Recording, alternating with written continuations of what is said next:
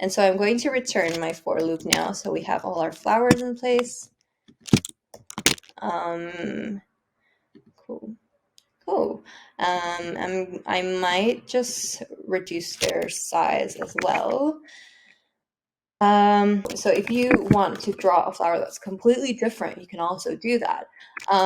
If I say draw a flower, red, smaller, and make it outside of this circle, and so I want it even further out, let's say 250, 0. This is just to illustrate to you guys.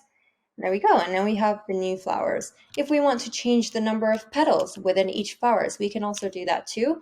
We just have to take this out. So where it says petals here, instead of defining it at the very top, we can say it here.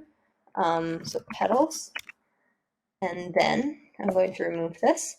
And so that means that we need to specify how many petals we want, and then this one, a 15.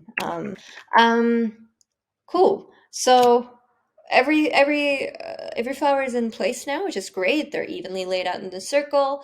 Now let's make it spin. Now this part's pretty easy. We've covered this in our module 2. How we are going to make this set of flowers spin is you set an angle.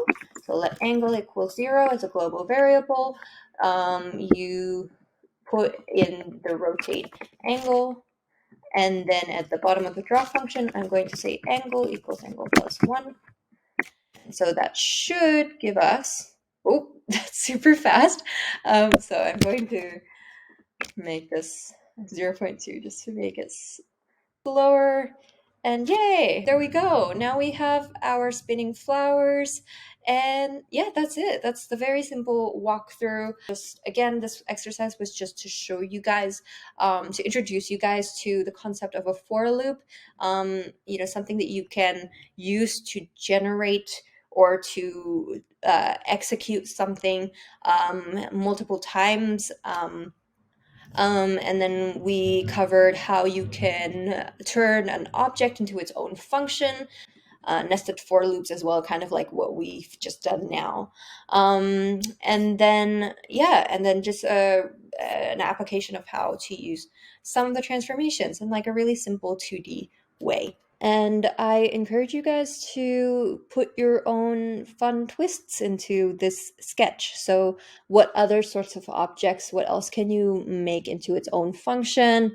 How else can you use a for loop? So for example, does every third flower have a different color? Also another idea, like what if your animals that you made in module 1, what if they were function? Could you make like a row of animals with different colors and different properties and customizable? Can it interact more with your mouse, for example? Like can the position of your mouse determine how fast they're spinning or what direction they're spinning? Things like that. So give that a go. Like how would you expand into something a little bit beyond what we've just trialed? And yeah, the for loop is going to be very important later on when we talk about reading and visualizing data through P5JS. Lastly, an exercise or a coding challenge that I highly recommend you guys try as well is Daniel Schiffman's Fractal Trees on the Coding Train YouTube channel. It really explores a really similar concept of using the for loop and making it generate repeatedly. So yeah, it's a really cool tutorial, and I will link it above and down below as well. And that is it. Thank you so much, everyone, for following along and for doing your modules with us and learning with us. Congratulations. Well done. You have completed modules 1, 2, 3 of the Data Garden course. In modules 4 to 6, it's going to get really exciting. We are going to dive into data within P5, how to read and draw data using P5JS, and how you guys can start crafting ideas on how you can make your own data visualization piece using P5JS.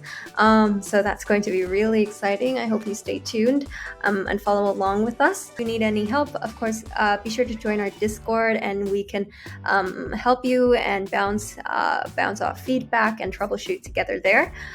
Be sure to share your spinning flower sketches and stuff as well on our speed exercises channel, and say hi to us on Instagram too. And yeah, thanks so much everyone, and I will see you in the next one.